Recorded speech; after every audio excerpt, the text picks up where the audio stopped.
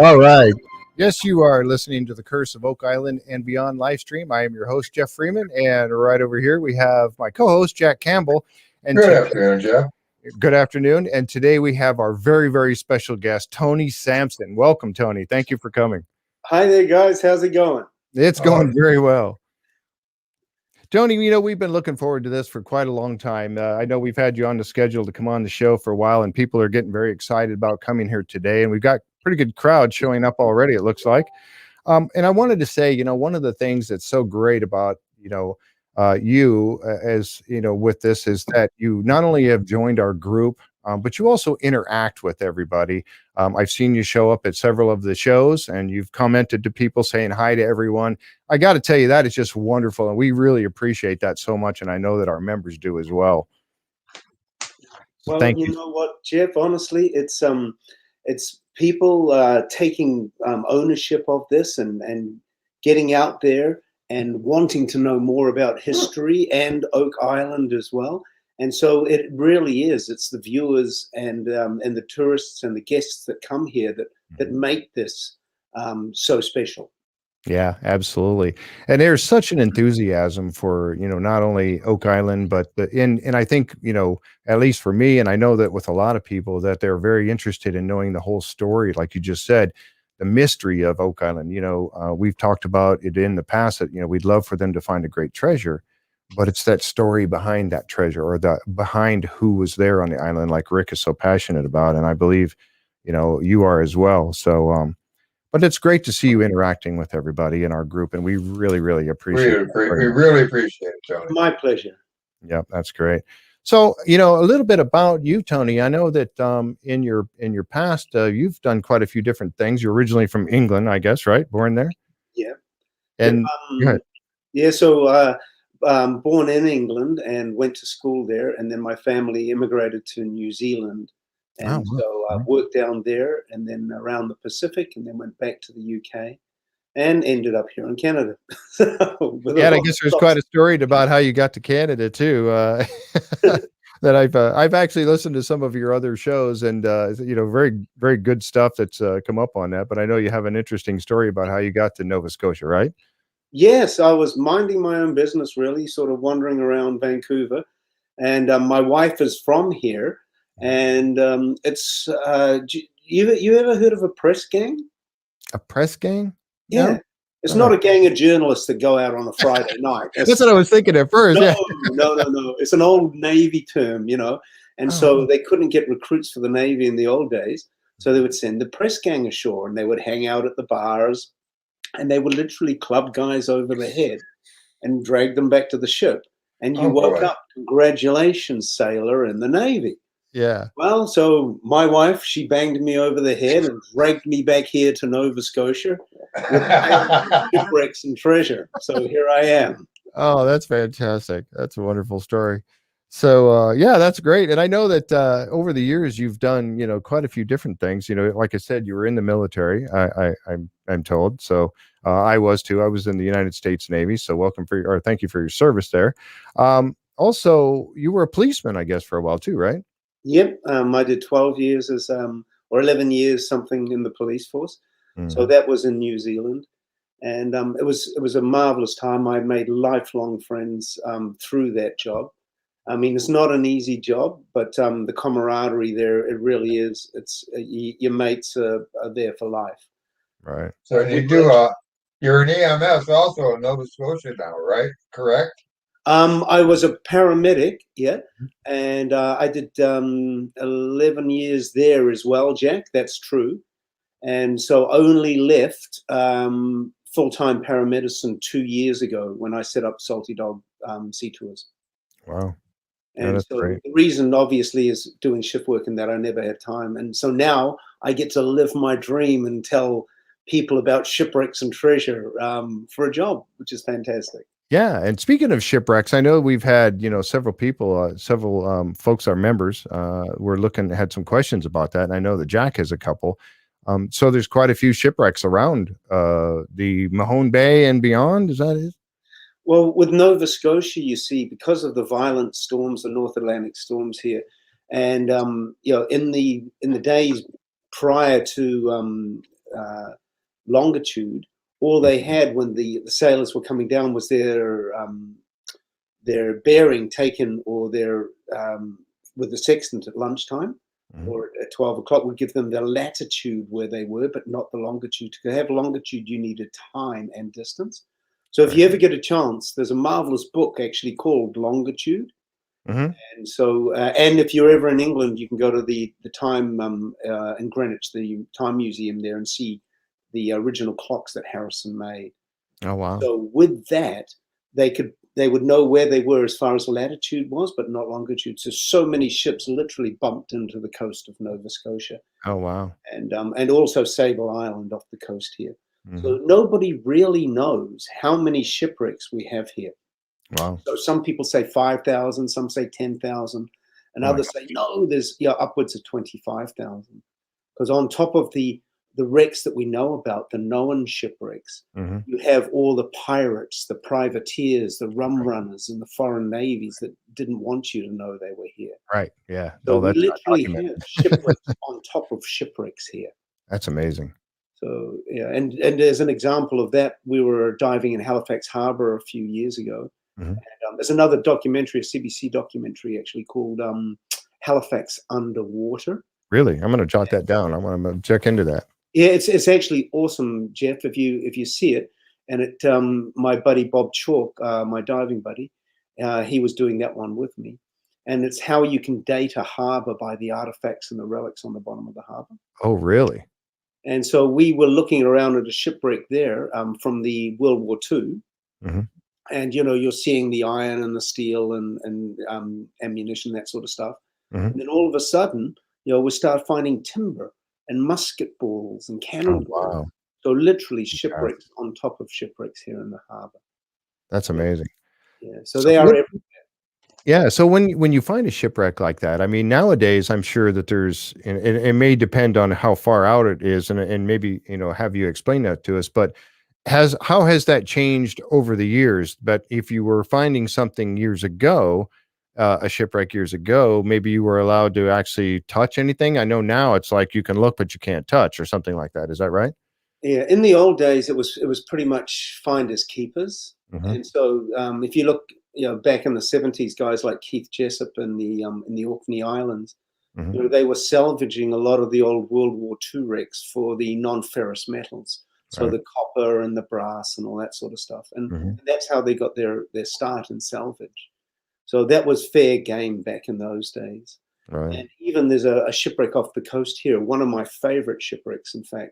And she was a White Star Line, same as the Titanic. And she was called the SS Atlantic. And she was blown and salvaged for the non-ferrous metals in the 70s as well. But the beauty of her was she was a sister ship to the Titanic. She predated the Titanic. Oh, wow. By 40 years. So she sank on April Fool's Day, 1873. On April Fool's Day, wow. Yeah. And so that happened. You've got to remember, like April Fool's Day here, the water is still freezing cold. Oh, I can imagine. So of the near 1,000 people on board, the survivors managed to survive because of the bravery of the locals who came to help them. Wow. And also the quartermaster who jumped into the water, freezing cold water, with a line and got it to shore. So wow. 400 and something people survived that wreck, but alas, no women and no children. Really? And from what I understand about that, all the women and children perished because they were at the back of the boat. Is that correct? That's correct, Jack. Yes. So that was the comfortable area. So the single women, the married men, and the children were in the stern quarters of the ship. So as she rowed up onto Golden Rule Rock and came to rest, the stern section was below the waves. So those freezing cold waters came flooding into that compartment. And so their last breaths were literally snatched away by that icy cold water. And so they were the first casualties of the wreck of the Atlantic. And not many people remember her because she was such a tragedy. And I had not known. Well, she starts in 8 feet of water, so it's snorkeling depth. Oh, wow. So you can snorkel it, and then she goes down to 80 feet on the bottom there. Wow. And every year, the violent North Atlantic storms turn up different parts and debris, different artifacts, and that are turned up every year by these violent storms. So the beautiful thing is, we'll dive her again in beginning of April, almost on the anniversary of her wrecking, if the weather here cooperates. At the moment, outside my house here in the bay, there's ice on the water. So yeah, that'd be a little tough diving that right there. But yeah, by April, you would think that. I know here in the in Western Pennsylvania, you can hope that it's warming up at that point. But you're quite a bit further north, and I know that in northern Michigan, where I'm from originally, the UP of Michigan, it's still pretty cold in April. So you could, and you never know what you're going to get. So, like you said, it could be nice, it could be bad, but you have gear for that, right? You've got gear that definitely, Jeff. Yeah, so I'm in a dry suit, and then we have tricky little things we can do to keep us warm inside the dry suit. Mm-hmm. If you're on a surface supply or umbilical, you can actually have a hot water pumped through your suit to keep you warm. Or if you're on scuba out here, you can actually have a heated undergarment under your suit to keep you warm. And then things like heated insoles in your boots. And obviously under your suit, the dry suit itself is almost like a snowmobile suit. You must be familiar with those. I am. I was snowmobiling here just last weekend. Yeah. Yeah. So we have one of those under the suit. And then we can play with the gases that we use inside the suit as well. So instead of filling our suit with compressed air as we descend, and the compression on the suit increases, for every 33 feet you go down, it's another atmosphere of pressure. Oh, wow. So if you're at 100 feet, you've got 4 atmospheres of pressure acting on you. So it's they called it in the old days the law of martinis, or the law of scotch. So for each 33 feet you go down, it's like having a shot. So really? Wow. You're functioning as if you've had 4 shots, and that's nitrogen narcosis that does that to you. So it's that drunk effect. The nitrogen causes that. Right, and that could be very incapacitating at some point too. I mean, if you're not familiar with that, I would imagine. And that's why we play with our gases as well, because that doesn't happen. Yeah. So when we're diving to avoid the effects of nitrogen narcosis, we blend our gases. So I mix my own breathing gases. So I might say at 100 feet, I might be using a 36 percentage of O2 in my breathing mix. So I take nitrogen out and add higher O2. So, which is a twofold thing, because then I reduce the nitrogen narcosis, the drunk effect on the bottom, but then I also have longer time on the bottom by having the extra O2 instead of the nitrogen. Tony, what is your average time on the bottom when you do a dive like that? It all depends on the depth, Jack. So if you look at, say, 60 feet, your bottom time just on air might be, say, for argument's sake, say it's 46, 48 minutes. But if you run a hotter mix, so instead of running air at 21%, if you go up to, say, 45, 50%, you can have 120 minutes on the bottom. Wow. Yeah, that was one of our members, Aaron McCutcheon, was asking that question about how long you could stay down. And like you said, it just depends on the situation. Yeah. So if you look at air, for example, so at 140 feet on air, your no decompression limit's about 8 minutes, 9 minutes. And so by playing with the mix, though, either by using a higher O2 mix or using trimix, which is taking the nitrogen up and using helium, then you can elongate your time by quite substantially. Right. Now, I know that, speaking of all this diving, and, it's fascinating. I have been diving once, and my experience was actually overseas, and it was in a foreign country where they were just like, okay, here's what we're going to do. We're going to throw these suits on. We're going to throw you in the water, and we're going to swim around a little bit, and there was a guide there kind of working with us. But I mean, it was so, there was that factor where you really could die at any time, because these guys were not taking us through a school, but I still had a wonderful time. And I thought, man, this is definitely something that I would love to do on a regular basis, is go diving. It's just fascinating, and being able to see the water life and everything down there. It's fascinating. So, but when going back to your to your beginnings on this. When did you first start getting, excited about or learning about diving? When did this all come about for you? Oh, I was 6 years old, and my mother bought me a book called Treasures Beneath the Sea. Ah, okay. There was a line in that, and it was in all the banks and all the vaults in all the world, there's not as much gold, jewels, and treasure as there is on the bottom of the ocean. Oh, that hooked you right there. I was done. From that moment on, I was going to be a diver and a treasure hunter. Wow. So when did you actually get started diving? I would have been 16, 17 years old when I started diving. And so from there, mainly it wasn't treasure. Well, it was treasure of some sort. It was diving for scallops and diving for crayfish or lobster, as they're called up here. And so we were allowed 6 a day on scuba. Obviously, in Nova Scotia, we're not allowed to take lobster on scuba. But rules change in different parts of the world. You can do right. Where was that? Was that New Zealand where you were at? That was down in New Zealand. Yes. Okay. All right. Fascinating. Yeah. So it's a little bit warmer down there too. Yeah, much warmer, I would imagine, right now. Wow. In the North Island of New Zealand, that's right, Jack. But down the bottom of the South Island of New Zealand, so round about Stewart Island, you've got to remember that is cold water down there. So, in fact, a couple of years ago, I was down for a buddy's wedding in Dunedin, and it was my mate Paul. Actually, he was in the police force with me. And at the time, that was in January, we were down there, and there was an iceberg floating off the coast that had broken free from Antarctica. So, wow. That's cold. Yeah. Yeah. So it's cold down there. And those could be dangerous too, but I've seen pictures where people have dove, around of icebergs and stuff like that and seeing the underside. We see this little peak sticking up above the water, but then you look what's underwater and it's this huge. Oh, it's beautiful. It truly is beautiful, Jeff. And the icebergs off the coast of Newfoundland, well, obviously the Titanic had one, but they are just spectacular. They really are. Oh, I can't imagine. That would be really be interesting to be able to do that. And of course, we watch you diving on Oak Island quite a bit. We'll get to that as we go along here. So when you've gone to these different shipwrecks or just your diving around the general area, besides Oak Island, what are some of your most memorable dives that you've had? Things that you've looked for, or going on any kind of a mission where you might be trying to help somebody, or describe to us some of the more memorable dives that you've had. Well, again, it's different things excite you for different reasons.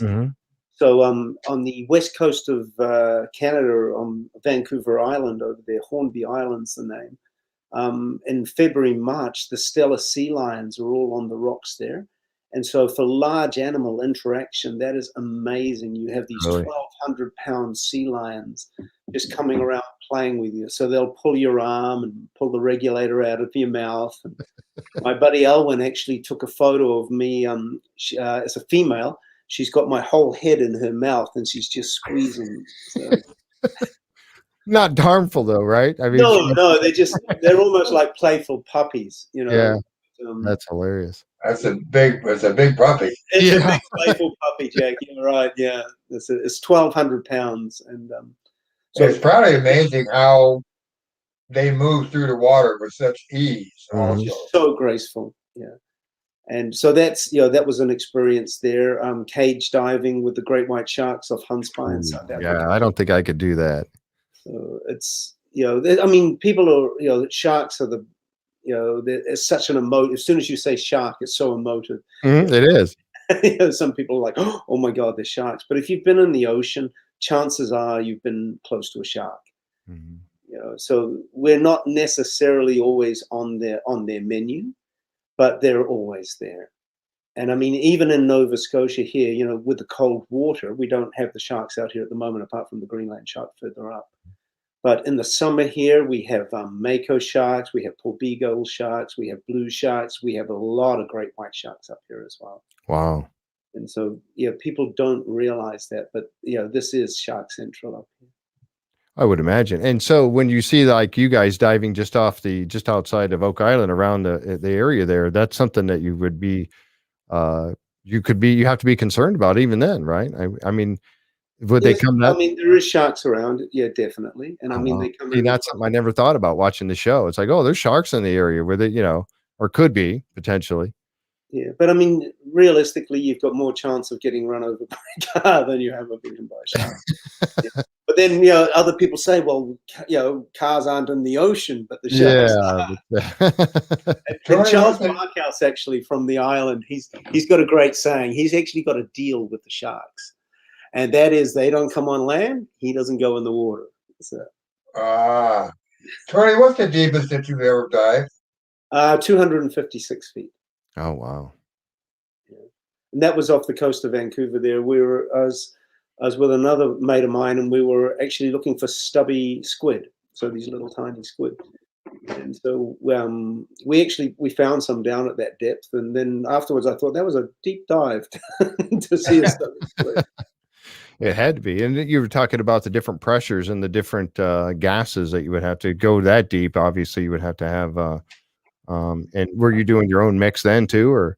That was on a trimix, yeah. Okay. But you can do that on air, but it just takes a little bit of time getting used to the fact that you're pretty much working that far impaired underwater. Yeah, I would imagine. Wow. So that's why everything's slow and methodical, and with that, it's everything. Every part of your gear, you know where it is, and it's all done by feel, because it's just that muscle memory comes back, and it's the same as in conditions like the swamp, or in dark water, or turbid water. Everything's done by feel. So sometimes people go, "Oh my God, I couldn't do it. It's so claustrophobic," but it's not. It's actually a sense of freedom. Like you said before, Jeff, when you get in and it is crystal clear and you can see for hundreds of feet, and then all you've got is your heartbeat, and you can hear the sound on the reef of things clicking and moving across. And that's wow.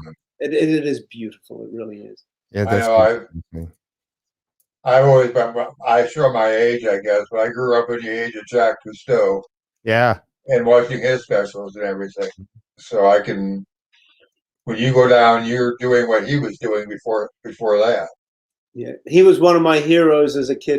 I was going to ask you about that, if he was or not, if you watched him. That was something that we all saw, as kids, watching Jacques Cousteau with his next exciting adventure, underwater. And so you were able to, he was an inspiration for you as well, huh? Yep. And as I mentioned before, Keith Jessup up in the Orkney Islands, I read his book as well.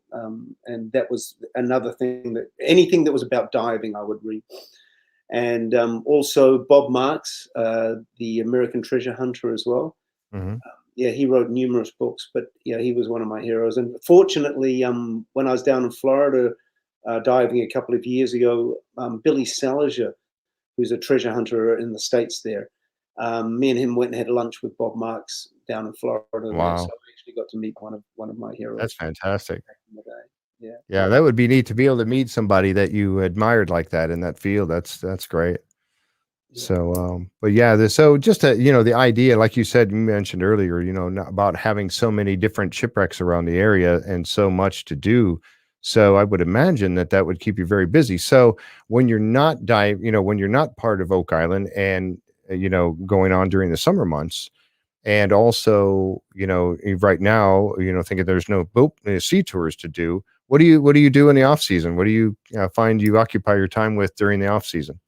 Well, if the bay's frozen and I can't get out, then as a family, we love snowshoeing, skiing. We've got beautiful woods up behind our house, so we go up there into the forest and in the snow up there. And even with the frozen water here, you've probably actually got some footage there, Jeff, of the barge breaking through the ice. Yes, I can play that for us real quick. So we do actually dive this time of year, and it's actually great to dive this time of year because the water's colder, so you don't have the plankton growth and the algal blooms. So it's actually crystal clear. So we can lie on the bottom in 100 feet and look up and actually see the hull of the dive boat. Oh, wow. In summer, there's just no chance of that.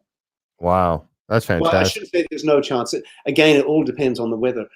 Last year, we had these strange things with these easterlies. The Gulf Stream was coming right in close to shore because we had, I think it was 18 days of easterlies all in one hit.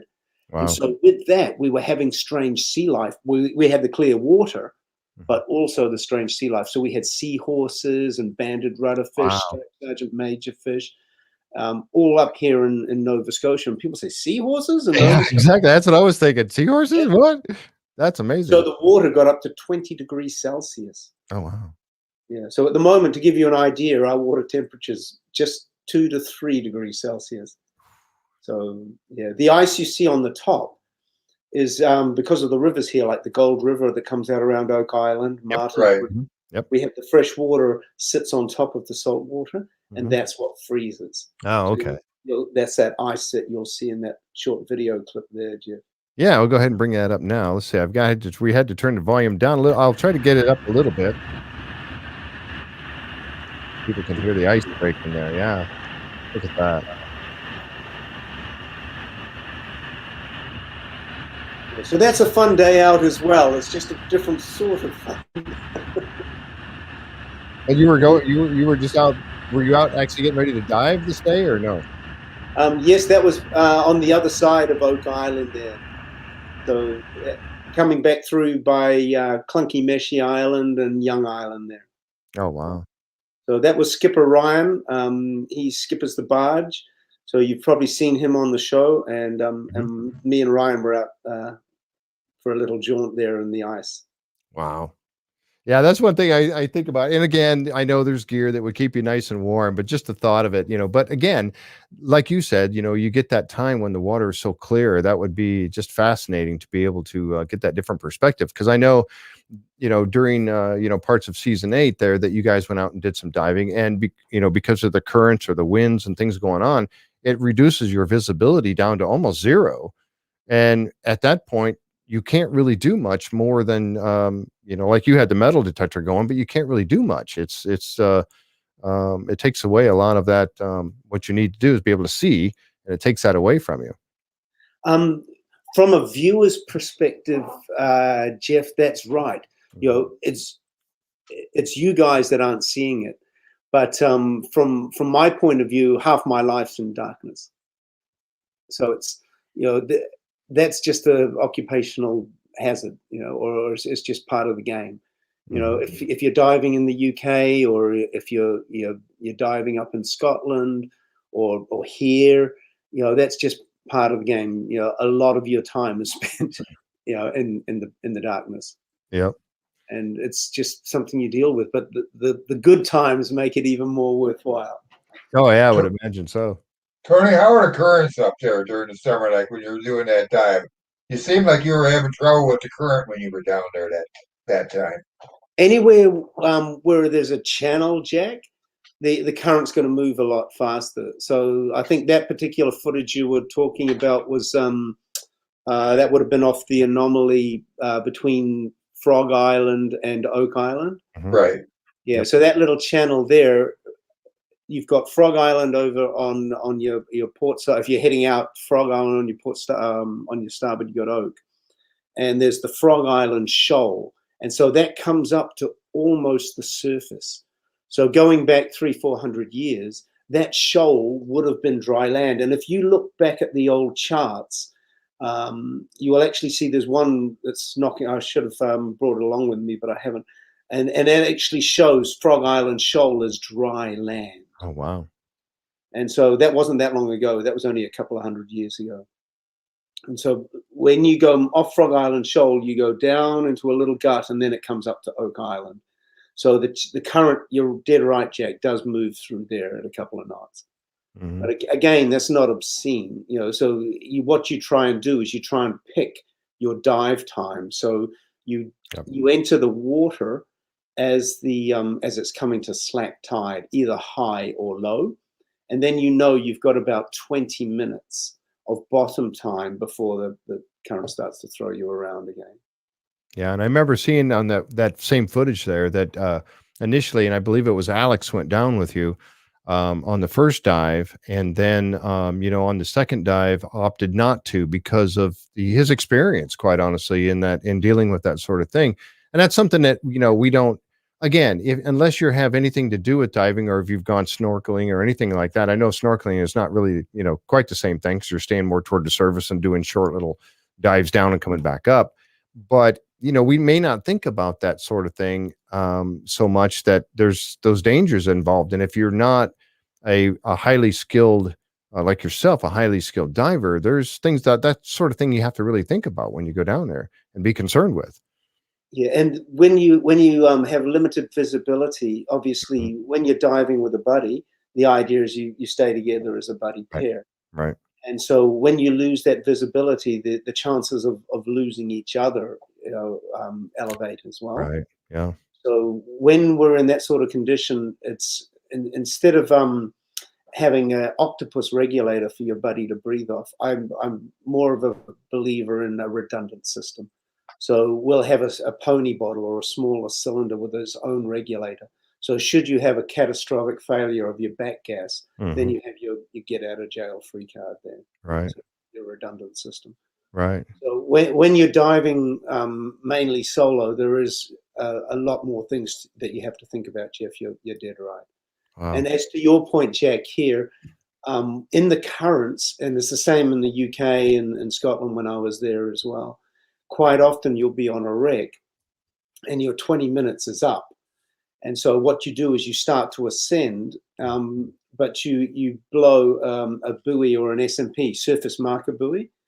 And so you're under that doing your deco or your ascent. So when you actually surface, you could be 4 or 5 kilometers away from the wreck site. Wow. So very important that you've got a good skipper following your SMB as you're ascending as well. Right. Yeah. Yeah. So he can be there to when you surface, he can be nearby. Yeah, for sure. Yeah. And one of the most frightening things is when you surface and the weather's turned to custard, and then you look around and you see no boat. Yeah. Yeah. And quite often that happens because you're at the bottom of a trough and the boat's at the bottom of another trough, and all you see is waves in between. And then you rise on top of a swell and you're hoping to see the boat. And if the boat's down in a trough, quite often you won't see it. And then it's that heart-sinking feeling that, oh my God, I'm stuck out here by myself. Where am I going to end up? Cuba? Right. And all of a sudden it just, serendipity sort of kicks in and you both crest together. Yeah. Oh my gosh. Yeah, that would be wild. I can't imagine that. But yeah, like you say, you come up and you're just like, oh, okay, the boat's not here. How am I gonna survive this? Oh my Tony, what is your favorite place that you've ever dove that you would go back again and again? It's just one of those things that attracts you to it. Well, I love the wreck of the Atlantic, obviously. That's one of my favorites, Jack.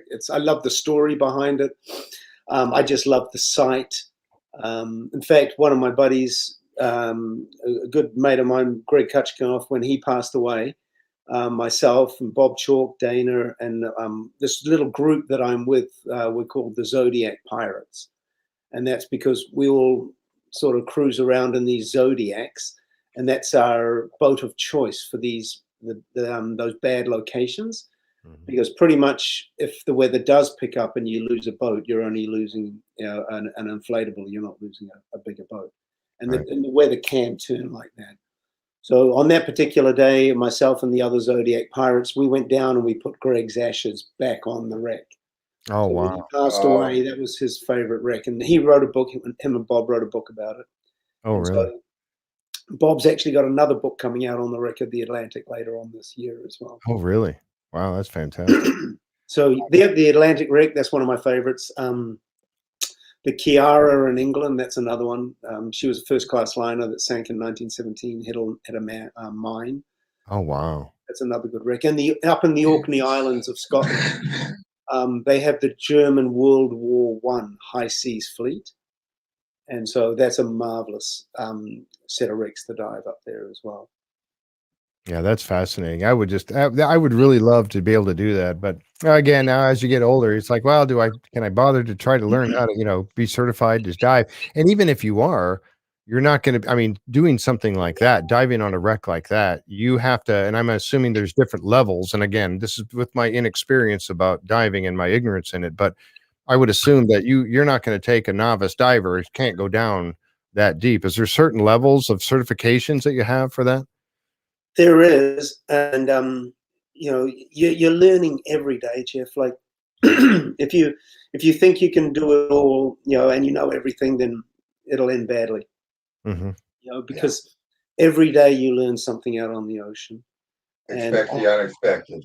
Yeah, and on those wrecks, you know, the Aeolian Sky is another one out there that's quite deep, and you do have a very finite time on that. And the weather here, and well, that's why there's so many shipwrecks as well, is because the violent storms, but also the coastline, the rugged coastline here. And so if you're caught out there, you know, again, it can end badly. And me and my wife were out there one day, and it was so calm. It was like glass all the way out. And I did the first dive. It was fine. It was beautiful. Second dive, I hopped in, and that should have been my warning. I should have just called it a day. I jumped in, and there was a shark off the point, and I didn't see it. And then all of a sudden, bam! It was on top of me. Oh, wow. But I was going down, so she was actually very erratic, swimming around on the surface or swimming around above me. And it was because I was where she wanted to be. I was looking up at her belly. Oh, So wow. I carried on the dive, and as I was going through the dive, I started getting pounded against the rocks. And so I thought, okay, this is time to quit. You know, something's gone wrong. And the weather had picked up. So when I hit the surface, it had turned from a flat, calm day into a washing machine. Oh, wow. So I never even got my my dry suit off. I just hauled my gear on board, got on the boat, started the motors. We managed to haul the anchor and then just pound into it. What took us an hour to get there took us 6.5 hours to get back. Oh, geez. Yeah, it just pounded the whole way. Wow. And that's how quickly it can turn here. Mm-hmm. Man, that's something that, and having that communication, I know that we've seen where you are able to actually have two-way voice communication with somebody that is on the boat. You know, and that I can see would just be so much of an advantage to be able to warn you about situations like that. Yeah, you can actually feel it. You can feel, you know, your body once you get into the water. You know, you're moving with the current. Everything that happens, you know, just moves you around, and you'll see things, and it can get a little disorientating. Even the big kelp, you know, the big will just wave like big branches or big trees. But sometimes the water current underneath is flowing you the opposite way. So it's moving that way and you're moving this way. That's kind of fascinating to feel, though. Yeah, and that can sort of if you're prone to motion sickness or seasickness, that'll do it. Well, I was in the Navy, and so I tell you, it's funny because you know, being in the Navy, you'd think, oh, this guy's great; he could go out to sea no problem. But you know, always before when going on a long cruise, the first storm that we hit, I would always get seasick. And you know, you think about that, it's like, yeah, I was in the Navy, and I sure enough, I did get seasick. But once you know, we were on a Western Pacific cruise, and once you go out and you've hit that first storm, like between, I was stationed in San Diego, and so between San Diego and Hawaii, we did hit a storm between the two. Got seasick, got to Hawaii, everything calmed down, got back on the ship. For the rest of the 6 months we were out, never got sick again because you develop your sea legs, is what they call it. You get used to the motion. But so I know what you mean by that, and you kind of get that motion. But again, being underwater, that fascinates me because and going with your experience, you would feel that, and I guess like you said, you could tell if it's just the current maybe and moving you around, or if things are getting choppy up above. But again, that relies back to your experience in diving and knowing those signs. Probably, I would guess, right? To know when there's trouble ahead. Like you said, you were being bumped up against the rock. That's telling you, okay, something's happening here, and I better surface and see what's going on. Yeah. And sometimes that's your work. That's your work theatre for that day anyway. Mm-hmm. So it's just suck it up, deal with it. Yep. Yeah. We had Linda was throwing up a question here about the HMS Phantom, Phantom, Fantome, Phantom. Oh yes. You have a story about that? Yep. So she's off Prospect, so she's not far away from here either. And the Phantom had allegedly met up with other ships that were coming back from the sacking of the White House. So the when the White House was burned to the ground in 1814, Right. then some of the stuff that was pillaged by the British/Canadians at the time was believed to be on board the wreck of the Phantom, which is just off Prospect there. So that's another one which is a stone's throw from the wreck of the SS Atlantic as well. Wow. So that's how savage that coastline is. Wow. So again, to dive, that one again is on the shallow rocks close to shore. So quite often you'll go down there if you get the window of opportunity, if you get a good day. And again, it's I think there's other stuff there as well as the Phantom, to be honest, because the debris that you see on the bottom is not all consistent with something from the 1800s. So there's more modern stuff down there as well. Wow. And so that's one there that would deserve further investigation for sure. For sure. Wow, that's neat. So let's bring this around to Oak Island a little bit. So when you first, obviously you were doing your thing, living up there in the area and practicing your trade, and along comes an opportunity to go out to Oak Island. Can you tell us a little bit about how that went down?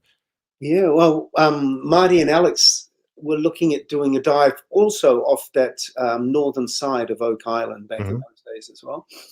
So they got gear, they rented gear, and they got all set up and ready to go. And then some of the stuff needed some works and needed some love.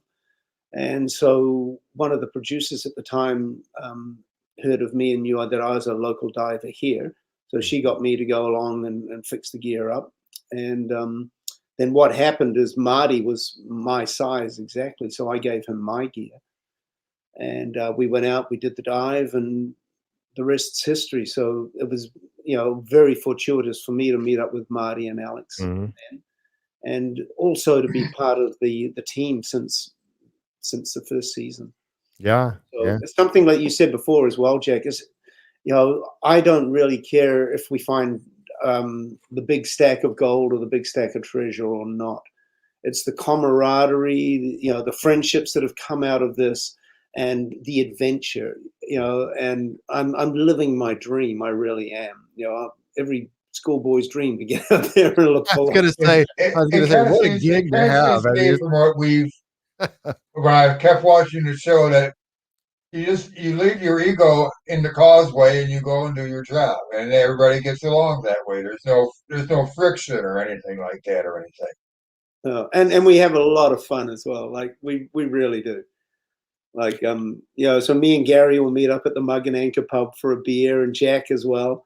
yeah. So Gary quite often will just text me, on a Friday, and he'll just text me rub it up. So which is Cockney Code word for. So then we lay down hilarious. the frog and toad to the rub it up. Oh, that's hilarious. And that's so neat, and like Jack said, we feel like, we've watched you guys, and again, for 8 seasons now, we've watched all you guys working, and the camaraderie you have with each other. And we feel like, just one of the users just said one big family. And we get that sense of that, that you are just one big family. And it like Jack said, you check your ego at the causeway, because when you go across that island, you're working as a team with everybody else, and everybody else seems to be experts in their field. We hear that from obviously Robert Clotworthy when he says an expert, metal detector or metal detection expert, Gary Drayton, or diving expert, Tony Sampson.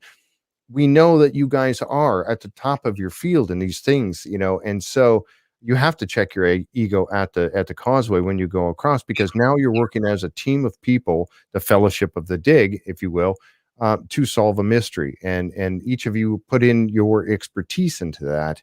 But we all get a sense that we know, we feel that, and watching us watching the show as a viewer and a fan of it, we get to feel like we know. And there was something that was said in the drilling down that was just on here recently with Dave Blankenship talking about Dan and Dave.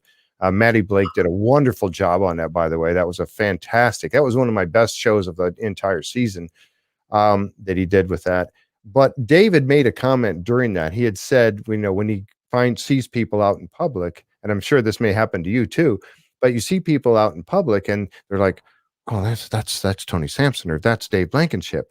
And somebody had said to Dave, I know you. And Dave said, no, you don't know me. He was doing that jokingly, and he was very gracious about it. But what he meant was, you feel like you know me, but you don't really know me. But we get that sense watching you each and every week on TV and how you guys interact with each other, and we feel we're part of it. So we kind of feel like we do know you, even though we don't, and we've never met. We do kind of feel like we know you, and that's just what you guys bring to the table on the show. Is, I guess my point is that you guys bring that together on the show, and you draw us all into it as well. And that's just fantastic that is able to happen like that. Yeah. You're right. It is a big family. And I mean, Rick, Marty, Craig, they are fantastic people. It's not created for television personas.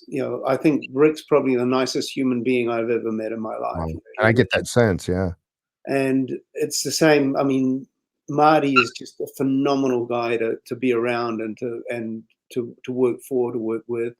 Same as Craig. They're just marvelous people. They really are. And one person I wanted to kind of ask you about is the guy that's been there the longest now, and that's Dan Henskee. We don't see him that often, but his knowledge. I mean, he went out and found that coconut fiber that one day on the one episode.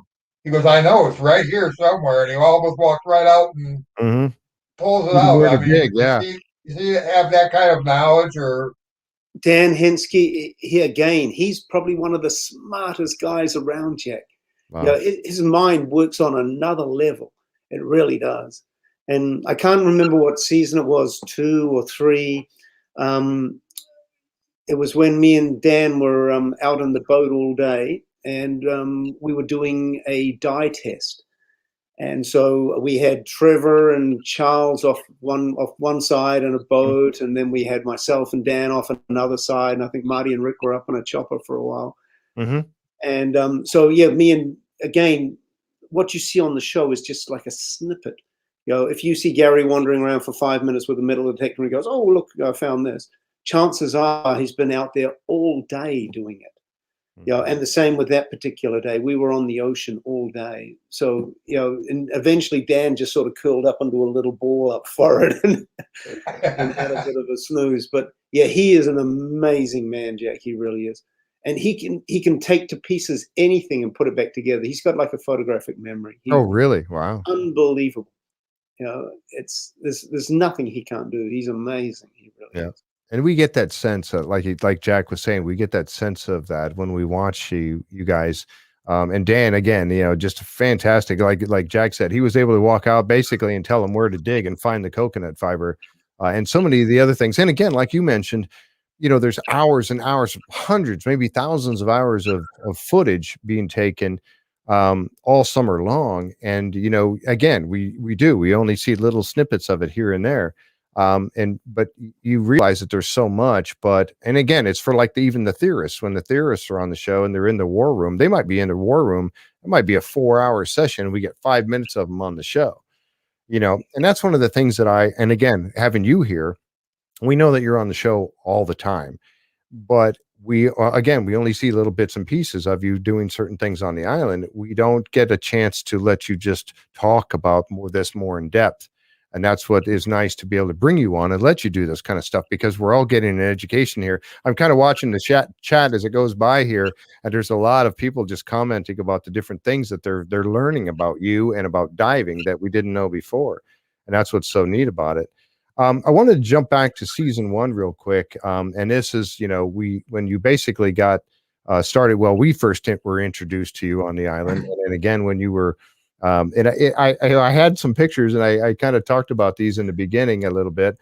Well, the first one actually I wanted to go to this one first, and I'm going to show a couple of pictures here, if we could. And I get this ready. Here we go. And I'll bring this up. This is a picture of you in the war room, and you were looking at a coin, and they had you doing a little bit of an investigation on this coin. And we talked about this a bit just before the show. And the reason I bring this up is because some people were very adamant that the show was saying that this was a Templar coin, but I mean, it's really hard to get any sense of anything from that. Really, isn't that the case when you saw it? She's in hard shape. Jeff. It really is. And that's sort of, sometimes you get lucky, sometimes you don't. And with that particular coin, if you find something like that, any information you can get on it, off it, is a bonus. So if you, with that one there, I don't know if you can mark it at all, but I thought that could have been a Templar cross. Oh, yeah, it does kind of look like right across here. It does look like there's some sort of marking there. And but up the top as well and down the bottom. Mm-hmm. But I mean, right here, again, as you probably know, the Templars, and from talking to Alessandra the other week, the Templars were the first bank. So, they weren't just shock troops. That's how they started. They were the first shock troops. And by that, I mean, they would literally ride through the enemy, and penetrate with their horses enough that the ground troops could pull on through. But a lot of people don't realize that 95% of the Templar numbers were actually in support. So they had the vineyards, they had the houses, they had the financial side of things. So this, they did have their own coinage as well. Yeah, I heard the first bankers of the world is what a lot of people have said that they were. Yeah, and then they pretty much, for want of a better term, they were the first multinational. So, they really were. And quite often you'll see one image of a coin or a medallion, and it's of two knights riding one horse. And that was because of their vow of poverty. Because initially the Templars were called the Poor Knights. And that was because of their vow of poverty. Because when they became Templars, they actually donated their assets to the cause. And, they didn't care about money and possessions. And the reason, people say, well, why were they so rich? How were they so rich if they didn't care about money and possessions? But you see, those troops, they had no expectation of coming back alive. They were God's soldiers. They were believers in their cause and willing to die for it. So with that, with their vow of poverty, everything went towards that cause. So hence the two knights on one horse. Oh, that's interesting. Yeah. And I know that I've done a little bit of research on that. And I tell you, honestly, talking to people like yourself and Alessandra, being able to gather that kind of information and just listening, I'm just fascinated by it. It really is. And to be able to hopefully tie that together with coming over from, Scotland and coming over to Nova Scotia, which is New Scotland. I'm a believer in that, even though we still are working towards that definitive proof.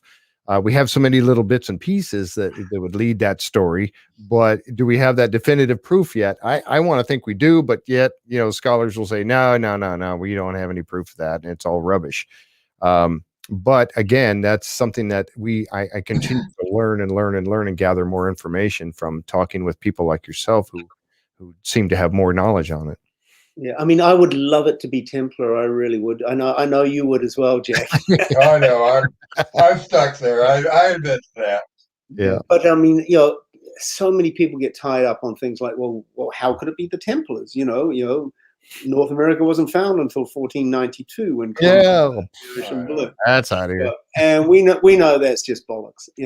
Because we have we're in Newfoundland here. We have a settlement, a Viking settlement, going back to 999. So 1000, we had Europeans settled here. And this was a Viking fishing village in Newfoundland, Liasal Meadows. And it's not like those Vikings or Norse came all the way here to Newfoundland, jumped off, went for a pee and left. Right. It was a fishing village to which they came back. And the same with the Basques, the Portuguese. They were here, and there was actually in 1981, there was a diver from Newfoundland called Wayne Mushrow, and he found an astrolabe, which is a navigational instrument that predates the sextant. And so the one he found was from 1628. Wow. Yeah, because I did some research. It was 1731 for the sextant, if I remember, or something along that nature. It was the next unit. Yeah, and this is where it gets really weird, Jack. In that part of it's called Isle Morte, or Isle of the Dead. and he found the sextant from 1628. And then, obviously, the Nova Scotia government or the government took it and put it on display in a museum. And then, lo and behold, he's out again, and he finds another one. Wow. And this time it's a French one from 1617. Wow.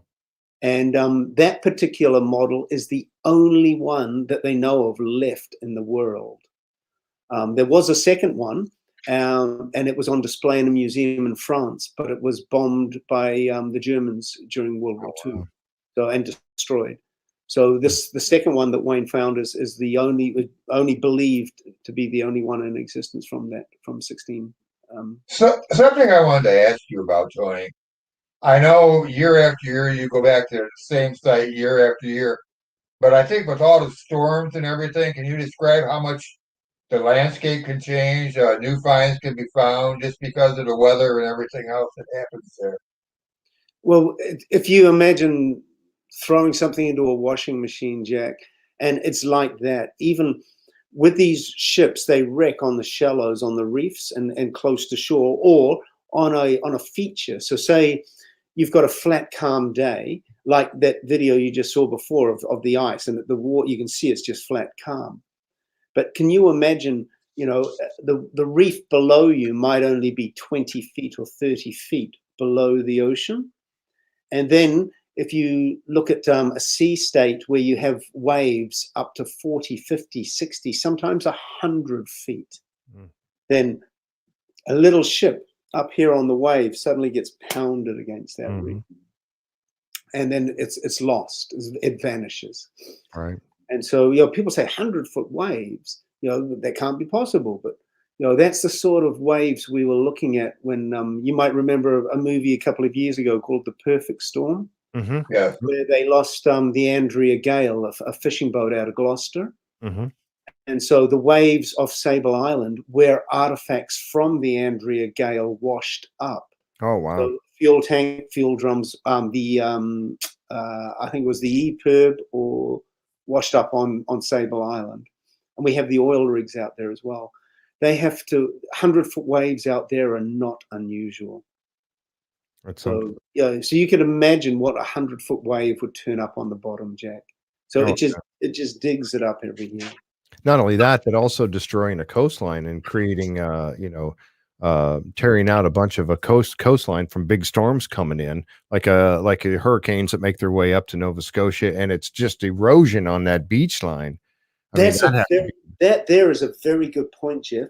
That point you bring up there, because just on with Hurricane Dorian the other year, on the northern side of Oak Island, and also on Apple Island, and especially Round Nubble and Isaac's Point off by Smith's Cove there.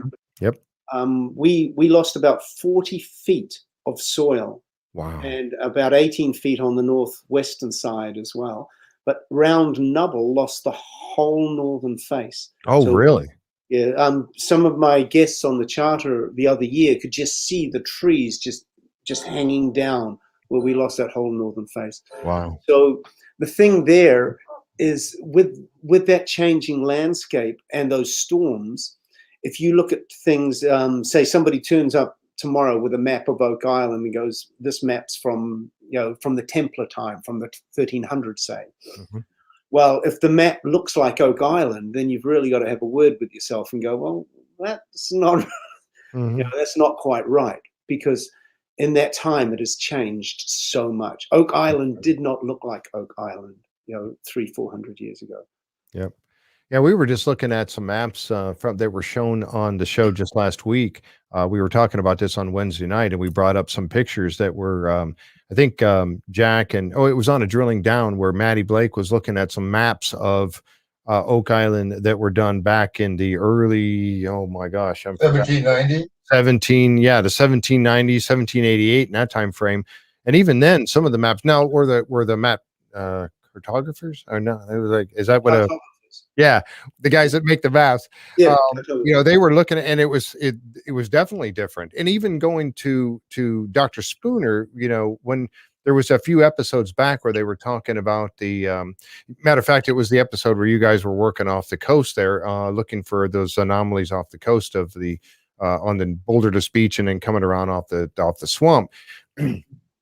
He was estimating, and I think Rick had made a comment that about a foot per century water depth lower, giving you more beach at that time. So I think Rick had actually made the comment a foot per century, the water level was lower going back in time. Correct? Is that about your right estimate on that? Yeah, and I think I love being out with Ian. Me and him have a great time whenever we're out on the ocean. He's phenomenal, he really is. And with what Ian was saying there is, with erosion, you're looking at different phases of it, and the different forms can do different things as well. So when you have erosion, the taking away, it takes it away from one place, but it's got to put it somewhere else. Right. So you've got erosion and depositation as well. So if it gets taken from here, it's almost like a bank. You take it out and you got to put it somewhere else. So with that South Shore beach side, what you're looking at there is yes, the water level. Yeah, and again, this is where people say, well, it couldn't have been two islands, or it couldn't have been a channel because the water was so much lower. But what they're not realizing there is that reef line that me and Ian were on, that would have been dry land going back 300 years. And so the whole hydrodynamics there would have been different, because the waves would have come in and broken there, and it would have actually scooped out that beach area. So it would have been a larger lagoon. And so where you're looking at the eastern side of the swamp, that could quite possibly have been a deeper part of the lagoon. Right. So, a ship could come in to that of the lagoon. And then the other side, down by Lot 26, down by Sam's area, that would have been, that land there would have been higher. That shallow reef line there, that would have been dry land. And the same with Isaac's Point. Isaac's Point, the water depth there, I don't even bring my boat in there at low tide. Oh, really? Wow. You only have 2 to 3 feet water in places. So that whole of Isaac's Point that comes off the northeastern side, that would have been dry land. And again, you'll see that tail coming off Apple Island, where me and Gary and Jack were metal detecting the other year.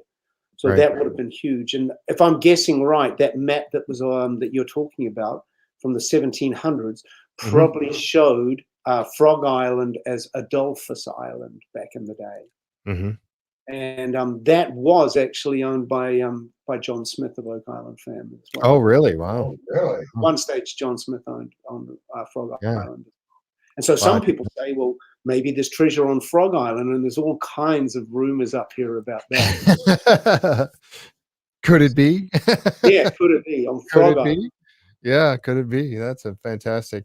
And and it does. Now they talk about we look at Oak Island, we see the pictures of it, and some people equate it to a baby elephant. I just saw somebody in chat saying that Vicky said something, had said that in chat, that it kind of looks like a baby elephant. So Isaac's Point being this, the snout of the elephant, the trunk of the elephant, a baby elephant, it kind of has that resemblance.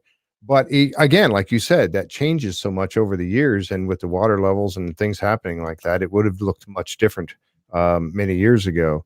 Especially with the lower water levels. And it takes us back to the whole idea of the swamp, that, some people, again, they talk about the fact that the swamp, it was 2 separate islands, and it was filled in with the dirt from the money pit and all of this and that. Well, I don't know about all of that, but if the water level was lower, now you take the road that goes around the bottom of the swamp, the road that has been built there, you take that road away, which it wouldn't have been there, obviously, back in those days.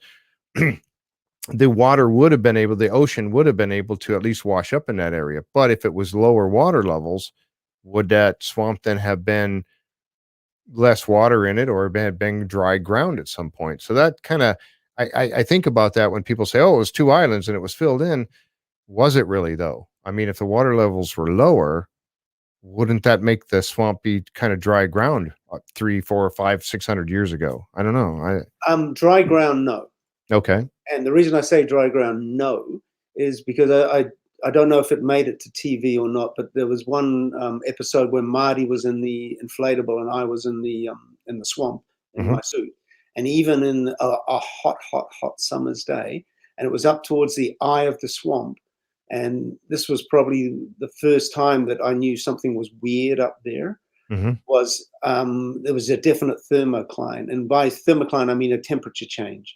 Right. So I was hot, probing around where I found the paved area up on the northern side of the swamp. So when I was probing and I found that, it was warm.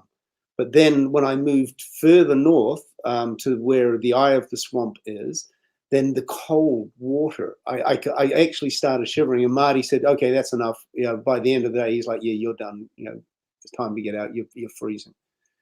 And so with that in mind, you know, there is freshwater springs. And so if you look to the western side of Tom Nolan's property, you will actually see that there's a little stream that does come out there as well. So in times gone by, if like Dr. Spooner said, if that reef line had been higher and the current flow had gone this way, so the northeastern side of the swamp was deeper, then maybe there was a channel. So was it two islands? Not two huge separate islands, maybe not. But was there a flow of water between the two? Quite possibly. Oh yeah, that definitely makes total sense. I can see that now from what you're saying. Yeah. So technically, you know, if there's a flow of water between two lands, right, then it's two islands. It's two islands. So he could be right after all, because that was Fred Nolan's theory all along. Yeah, but you know, could a ship sail between those two islands? I don't know. But you know, to play devil's advocate here, you know, I've got a little theory that, you know, you look at all the cave systems down the coast here. So just up the coast from us, we have a thing called the Ovens, which is a marvelous thing to visit if you ever get a chance to come up here. And it's a sea cave system, and it's literally a stone's on, 10 kilometers, 20 kilometers from Oak Island. And it's where the rum runners and the pirates used to hide their stuff up here as well. And so we've got all kinds of sea caves here, Red Island, caves underwater. And so if that was the case, then maybe Oak Island was like that. There was caverns, subterranean caverns or sea caves. And if a ship sailed into this lagoon and there was a cave on the beach area, then maybe the treasures or the artifacts were unloaded from the ship into these caves. Right. And then the ship broken up and the cave sealed up. And then they made their exit out of a cave vent that you see in the ovens, a cave vent that we now call the money pit. Ah, see? Because you've got to remember, when the money pit was created, the money pit was never created going down. The money pit was created coming up. That's right. Because you have the soil and the planks and the soil. Right, exactly. And that can only be done coming out of there. Right. Yes. You would almost have to be coming from the swamp area to make that happen. Yeah. So you'd have to be coming up. So it was on your exit that the money pit was created, not digging down. Right. I mean, you can't dig down and put a plank of yeah, exactly. You can't have the plank above you. Yeah, exactly right. And I had mentioned that on like one of the very first shows I had done of the season 8. I had made a comment about that, because that's how you would fill it up with dirt, put some planks. Now you've got a stepping point for a ladder or whatever to get up a little higher, and then continue your way up. Yeah. That makes sense, right? I mean, it was never created going down; it was created coming up. Right, exactly. Very interesting. So you said that up the coast, 10 kilometers away, you said there's some caves. Are any of those underwater? It depends on the tide. Yes, and depends on the source. Have you been able to? And that's why people used to hide stuff there. Yeah. Right. Have you been able to dive any of those? Yep. Oh, wow. Yeah. And so it's a marvelous area. It really is. And there's so much history here. I mean, and then, people say again, well, pirates, that's another one. People say, well, pirates weren't, they weren't disciplined enough, or they never had the numbers, Right. But you forget that not all pirates were Blackbeard. Right.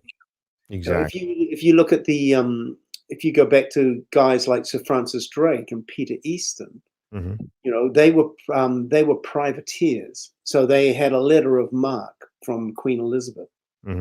So well, in fact, Sir Francis Drake, Queen Elizabeth used to call him my private pirate, because he made her so much money, by not only the sacking of Panama, but also by harrying the Spanish, and obviously taking millions and millions and millions of dollars off them. But Peter Easton's one that nobody or hardly anybody knows about. But he also had a letter of marque. And so when King James took the throne, that letter of marque was rescinded. Oh, wow. And so why would you give up your lucrative job? So he went from privateer to pirate. And he was probably one of the most successful, if not the most successful pirate. And he ended up marrying very well and became a duke in the Duchy of Savoy.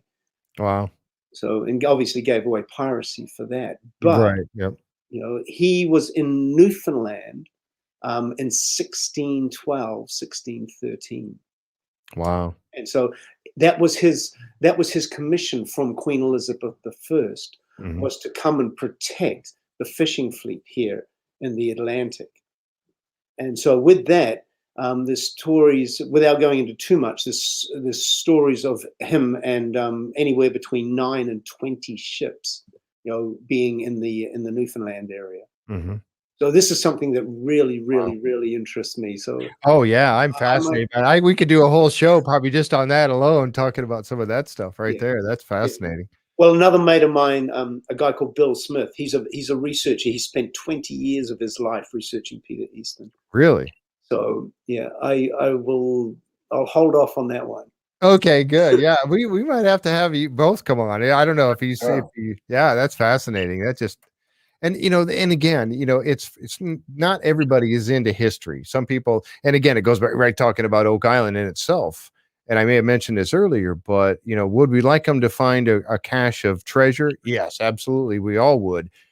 But I want to know that story behind it, the mystery, the who was there and when and why. And we know by looking at some certain evidence has been found that there's been many people have been around that area. Again, the pirates and James Anderson owning part of Oak Island and things of that nature. We know that there's been in the British and the French, and then the British and then the French, coming to the area over the years, and of course the Vikings and whatnot. So we know there's been a lot of activity in this area, and that history is something that fascinates me. And then the Portuguese are a big one as well, Jeff. The Portuguese, yeah, exactly. Yeah. I mean, people seem to overlook that, but I mean, they were phenomenal navigators, and just by Wayne Mushrow finding, the Portuguese astrolabe. I mean, we found Portuguese pottery in Halifax Harbor, and I think it was, right there, good God, who was it? A couple of years back, he had a Portuguese chart showing this area as well. And obviously Sable Island was charted in the 1500s by the Portuguese as well. So there were all kinds of people here. But it's like I tell a lot of my guests on the charter boat when we're out there around the island as well, is that even if the treasure's been found, or a lot of the treasure's been found, on the island itself, and there's so many theories as to, did Sam Ball find it, or was it McGuinness and Vaughan? Did they make off with it? Or has it been people since, these stories of rags to riches that happen all the time out this way? But you've got to remember, with all the shipwrecks around Nova Scotia here, and like we talked about before, Jack, with longitude, before longitude, we only had that latitude. So whoever came here, and deposited a treasure did not come in one ship. Ask Gary about the 1715 fleet down in Florida, those Spanish ships that wrecked off the coast, and the 1600s, the same thing with those fleets down there, those treasure fleets. They traveled in fleets, not only for protection, but to divide the assets up amongst themselves as well. Was it in the 1780s, or now the 1780, the French buried treasure because they had 88 ships come over to retake a fort up north, and they ran into a squall, and most of the ships sunk, so they had to bury treasure on Oak Island. So that fits right in with that also. Well, that's very interesting you mentioned that, Jack, because that was Duke d'Anvaux. And it wasn't the story of success. You're dead right. The whole fleet got separated, and in fact, parts of the fleet arrived here, waited, and then left. And so it was Halifax that he pulled into, and he actually, Duke d'Anderville died in Halifax. Yep. So then it was his second in charge. Actually, he didn't want the job and committed or tried to commit suicide on board the ship, allegedly. Wow. And so with that, there's stories of when visitors to Halifax came on the northern, would be northwestern side, up the Bedford Basin area there. They found remains of French soldiers and their weapons leaning up against trees where they had obviously died. Wow. And so either of illness or starvation. Mm-hmm. So that's a fascinating tale. And the interesting thing there, Jack, is a friend of mine, a mate of mine who was diving Bedford Basin recently found a burnt out hulk that he believed may be from d'Anville's time. Wow. So, and then others say no, the treasure was placed on Oak Island, that French treasure. Right. Yeah. And so then you get into the other tale of obviously the Jacobite Revolution as well, or the Jacobite campaign. So it was with support from pirates, like Blackbeard, like Peter Easton, that there was funds raised to support such a rebellion, and that those funds might have been placed coming up from the Caribbean on Oak Island. Wow.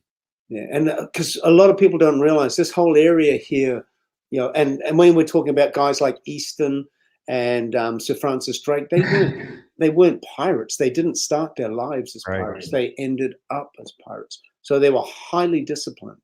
Their men loved them, and they were highly organized. They had the money to do it. They had the men to do it, and they had the knowledge. So with that, I mean, you've got the young Teaser up here. She's an American privateer, and she sank in 1813. You've got the Sweat just off the Sweat Rocks here.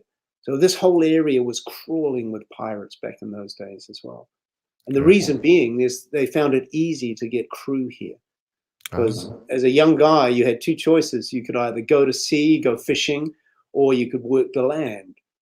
So in the freezing cold winters here, you had a choice of either working the land or working on the sea, or joining one of these pirates on a Caribbean adventure. Caribbean. I'm heading I know. I would be there too. War weather. Heading for the Caribbean for sure. Yeah, that's fantastic. So getting back a little bit to some of the shows that you've done, we talked about the coin there briefly. You also were out at one point. They had you going out to Alessandra's property and diving on the well that was out there. And I did have a couple of pictures. And again, I mean, I show these pictures all the time, and people probably, all of our members are probably going, oh, geez, there goes Jeff with his pictures again. But I like to show them because it gives us a chance to see and remember what was happening at that time. And originally you had gone down in the well like this to take a look above water. And then, of course, you saw a few things. You suited up and you went down and you went down in your dive suit to get a better look underwater at the bottom and things of that nature. But during this dive, you also, you found this little triangle that was carved in there that we were all trying to make sense of. What can you tell us about this whole experience? Well, with the triangle there, I mean, that well was fascinating, Jeff, and the fact that it was meticulously made. And I mean, everything was placed perfectly. And so there's so many interesting things about Alessandra's property. If you look right across the road is actually the Masonic Lodge as well. So some people want to, form a connection there as well. And you've got to remember New Ross is in the center of of Nova Scotia there. So there is a connection there. And it used to be a route that was used by the military, by the British soldiers coming up from Halifax as well. And so Oak Island is tied to New Ross just by the Gold River, because the Gold River, pretty much if you follow the Gold River, then you'll end up in New Ross. Mm-hmm. And so with that, that triangle shape you see there, that to me either looked like the all-seeing eye, so a Masonic symbol, or the broadhead arrow mark, the British mark. Yeah, I remember you mentioning that too. Yeah. So explain that to us a little bit, because before we started the show, you had briefly talked about that, and that was fascinating. Go ahead and let us know what you about that broadhead arrow. Well, you see, the broadhead arrow was a mark that was used by the British from the 1300s on. And I think its first documented arrival was in the 1320s, when it was actually placed on cargo aboard the British ships. So pretty much everything British military from that time on was marked with a broadhead arrow mark. So every musket, every bayonet, every pick, shovel, axe, and spade, even the nails had that broadhead arrow mark on it. And there's a particular shipwreck in Halifax Harbour, actually, it's the Tribune. And you will even see, it's a French wreck that was captured by the British and sent back to Southampton for refitting in Portsmouth, and then came back and was sent to Nova Scotia. And she wrecked in Halifax Harbour in the late 1700s. And you can even tell on that wreck the difference between the French nails and the British nails, because even the nails have the broadhead arrow mark on it. Wow. So people say, well, where would you mark a nail? But it's on the reverse side of the head. You wouldn't mark it on top of the head, because if you bash it, you'd be hammering it and smash it. Yeah. So it's underneath. And so again, guests on board my charter boat, I actually show them, the broadhead arrow mark on one of the nails from those French wrecks off the coast of. And of course, that marking it being property of the king, is that what that was for? That's exactly, because if you were caught in possession of it, you were stealing from the king, and that was treason. And as I mentioned before, if you look back at the American Revolution as well, this talk of the Battle of Bunker Hill with the white pine flag, the pine tree on the flag. Right. And that also stemmed from this very thing, is that the British Navy in those days, any tree worthy enough of being a ship's mast or ship's planking was marked with that broadhead arrow mark. And so it started off, I think it was for 2-foot diameter trees. It was illegal for the residents of Massachusetts to cut them down, for their building houses and things, because it was earmarked for the British military for masts and for ship's planking. And so with that, the diameter got smaller and smaller as the number of trees got smaller and smaller. And so that was, again, one of the triggers for the Revolutionary War there was because of that. So the sailors in those days sailing around Oak Island or Nova Scotia or the northern US, if they saw a tree worthy enough of being a ship's mast or planking, would go ashore and mark it with that broadhead arrow mark. Right. If you get back to England, then you will actually see that mark, that broadhead arrow mark or ordnance mark, is on the even on the old road stones and road. Oh, really? Wow. To this day. Yeah. Wow. Yeah, I see. I had that. That's why I love this stuff, because I'm learning so much, and I had no idea that was the case. And marking, even them marking the trees during the American Revolution, marking the trees saying these belong to the king, I had no idea. I mean, I heard about that, but I mean, honestly, the details of that I never knew that. That's fascinating. Yeah. So if you've got an old rifle, an old Enfield or something like that, check it out, and you'll see that. Even a bayonet. I've got a bayonet here from one as well. That mark is on everything. As a kid growing up in England, my whole family were military. So my grandfather used to take me down to Hawley Lake and the shooting range down there, and the broadhead arrow mark was everywhere. Wow. See, that's fascinating. I had no idea. Tony, I got a question about the swamp. Are you surprised at what they found? Because I know you've been in there an awful lot. It's never been really looked at before in 200 and some odd years. I mean, it's just been there. And Fred Nona was the first one I could think of that said, hey, there's got to be something going on here. So are you surprised they have found so much?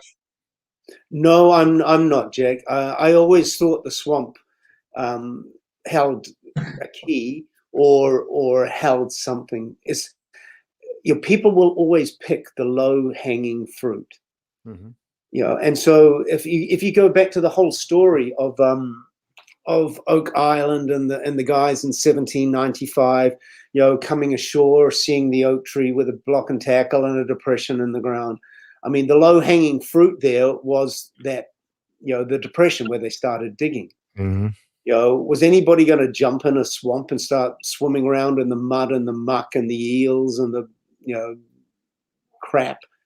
No. You are right there, but yeah, I know. Well, I mean, it takes a certain kind of stupid. It really does.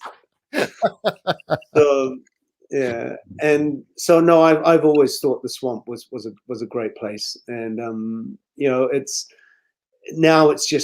just mind blowing, the stuff that is coming up. Oh, absolutely. Yeah, it really is. There's been so many discoveries. And that was the thing, we thought that was pretty funny because Rick was always one that wanted to really dig the swamp. He wanted those answers, and he knew there was more to it than, in the early seasons, what met their eye on that. So he was very adamant about wanting to continue with it. And Marty was always the one I'm done with the swamp. I don't want to keep you right off the swamp. And Rick was like, no, we can't. And they almost, and again, they've alluded to the fact that they don't always get along, about, or agree about every thing that we see on the show, because we've heard them talk about, well, we did kind of butt heads over that particular thing. And there's one of those issues with the swamp going on. And then, it was funny to see just this season where when they started finding the paved roadway down in the southeast corner and uncovering that and that possible ship's wharf that, again, we haven't seen much on that. But he had made a comment about the fact that he was joking back to Rick, going, I told you all the time that there's more to this swamp than just that. And Rick just busted up. It was so funny that, because he switched roles on him real quick on that, when he was the one that hated the swamp for all these years. But now it is showing us so much more that has taken place on this island than we ever knew before. And, finding the different pieces and things that the lock and stuff like that they found there is just fascinating. And again, here you are, and I had to show this picture because there you are, covered in muck, all over the back of your regulator and everything. It's all over everything. And I've got another little picture here. There you are in the muck, and you're basically floating around on your belly and you're digging around, and all this stuff is hanging off the back of the regulator. And it's like, this has to be like the worst place you've ever had to dive, isn't it? I mean, no. No, I mean, you've got to think that when people throw things away, like, if somebody's going to throw evidence away, they're never going to throw it in a clear pond. True. They're always going to throw it in a sewer or a sewer pond. Yeah. And because they think no fool is going to get in there and go looking for it. Exactly. Yeah. And then comes along guys like me. Yeah. So no, it's definitely not the worst place. But I mean, the thing there is, some people go, why are you wearing dive gear in a swamp? Well, the thing is, when you get through the mud, it looks like you're just lying on the top of the mud there. So you flop into the mud, but then you reach down and you find a root or something, and you pull yourself deeper and deeper and deeper down. Mm-hmm. And so that's where it gets kind of dodgy, is, when you get down, you're in the roots there and you get caught up a bit. Or if it's in the spring and you got the frogs and the little snakes around you and all that sort of stuff as well. So, eels, it's again, not for the faint-hearted. No, apparently not. Yeah. And it's funny because I kept this next picture here of you got out of the water, and then you see Rick and Marty jumped into the and first Rick was in there first, and he was, and then Marty said something about, I suppose you want me to get in, and Rick's like, yeah, and so he jumped in there too. And then here you are holding the metal detector, and those guys are rooting around pulling muck out. I guess they were trying to get underneath the muck or something. Was that what they were trying to do there? Yeah, well, that area there was kind of tricky as well, because that area there, you might remember, that's where I was probing with the metal probe. Yes. And so that's right back then. That's where, by accident, I found that paved area up in the northern part of the swamp there, and so we didn't know what it was. Right. And Marty even said to me later on, he's like, I thought you were just playing around. He goes, I had no idea that it was going to be so substantial, and I had no idea either. I could just feel the drop off with the probe. Right.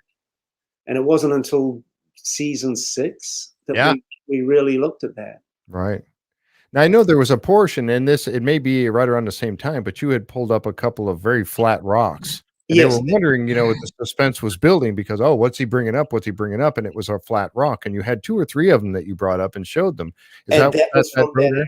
Yeah, that was from the paved area. Yeah. And I call it Nolan's Peninsula. And I know that's not probably what it's called, but it's Nolan's little road that comes partly out on the eastern bank there into the swamp area. And that was that rock feature that was north of that, correct? Correct. Okay. Correct. Yeah. So, yeah. And I was wondering exactly where that was featured. And you're right. It was like season 6 or 7 when they actually started to uncover that and realize that when you actually, found it back in this early, I think this was, I don't know what season this was. I don't know if it was season 2 or season 1 even, right? I think it was 1 or 2, yeah. Yeah. But again, it's a fresh set of eyes on things as well. And also, you can't attack everything at one go. And I mean, this is where the team has been phenomenal. They'll focus on one thing and they'll go at that. And you've got a limited time to do it. I mean, at the moment you're looking out the window here, and you have ice on the ocean. Right. So, I mean, none of us are going to go swimming around the swamp when it's covered in ice. Right.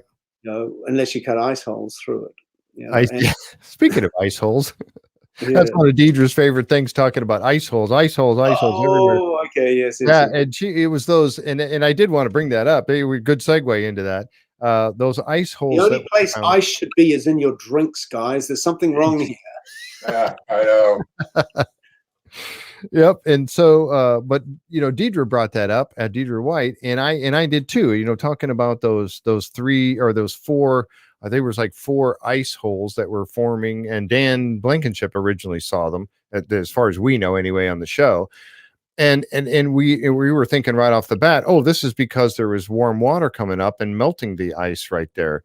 And then there was a portion of a show right there about that same time where you had gone out and you went, I think you were actually diving, looking for those to see if there was anything there, but we didn't hear much about that. Do you remember any of that? And was there anything ever found, or is that just an anomaly that just happens? Well, no, it happens in a lot of places, Jeff. Okay. And so there's certain reasons for it, and it's not, believe it or not, it's not warm water coming out; it's fresh water. And so it's a freshwater spring or resurgence, and it's a common thing used around wharves or docks in UK, Scotland, here, Norway.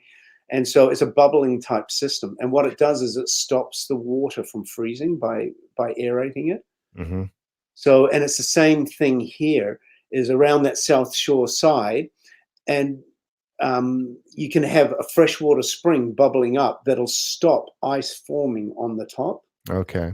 Because it's a constant movement of water. Right. And so, but then you go down another rabbit hole. And that rabbit hole could be, well, are they freshwater springs, or are they entrances to or from the flood tunnels? See, that's what we were talking about. That's what we were hoping for anyway. Oh, this is tied to the money pit or a flood tunnel in some way. And so when you're diving on the southern side of the island by the South Shore Cove there, you do actually see these areas, these clear sand areas. And again, guests on my charter boat have been able to, on very clear days, which has happened, they've been able to look over the side and actually see these clear patches. Ah, okay. Makes total sense. Yeah, that makes sense. So chances are it's not some sort of a path leading, or a tunnel, or a hole, or whatever you want to call it, leading to the money pit. It's more of a natural phenomenon that's well, maybe, but without excavating it, we won't know. Right. And to do that, then you're in the same boat. Well, if you want to excavate in the ocean, the permitting process is huge, because then are you disturbing a fish habitat? Right. What sort of damage are you doing? Right. And that leads me right into a great segue into one of the other questions that we had. This one, Linda and I were talking about this, talking about these underwater permits. We've seen you time and time again go diving out there. There was a portion of a show where you went out and were looking for this anomaly they found. This was a few seasons back, but it was supposedly like a triangle-shaped rock that was underwater. And I believe it was you and either Alex or Jack had dove on it. and you went down there and you were able to say, okay, yep, here's a rock. It's covered with all this vegetation, but we can't touch it. We're not allowed to remove this. And of course, all of us are watching the show going, no, pull all that stuff off and get a look at that rock, but you can't do that. Is there ever a point where you can get a permit to do that kind of thing? I mean, is that just something that's out of reach or what? Again, it gets difficult in the fact that if you're going down and you find something, say one of the missing pay ships for Fort Louisburg, and it's got millions of dollars on it, then, or millions of francs of gold or whatever it's got on it, then the idea is that it's meant to be protected on the bottom, right? But as Jack mentioned before, in reality, every year is getting pounded by the ocean, and Mother Nature is destroying it. So, to get an archaeological permit to go out there and do a proper archaeological survey of it and retrieve stuff for the museum would be a great idea, but the governments don't have money for that. Yeah. And so, the private sector, if treasure hunting was allowed here, then maybe that would be something that they could look at. So without opening a can of worms here, I mean, myself and a couple of archaeologists, we're of the opinion that we'd have a better result up here if treasure hunters and archaeologists worked as a collaborative team, because what we've got at the moment is just stupid. It's unworkable. Right. So we've got treasure sitting off the coast here. It's just getting destroyed every year, and and all it ends up is, either it'll wash up on shore and somebody will have a great find, or who in their right mind is going to go out snorkeling and swim across a pile of gold coins and go, that's a nice pile of gold coins, I think I'll leave those there and report them. Yeah, exactly. Yeah. And that's a shame, really, like you said, because there's so much out there that we'd love to know about. And and we wonder, we see it on the show that, and again, this happened in season 8, which you were out there with the metal detector and you were getting a hit between a couple of rocks. And yet, well, if we really want to get a look at that, we're going to have to get permits. And so it's kind of a letdown for us going, oh man, we really wanted to see what's going on there. And that's something that's maybe impossible to obtain.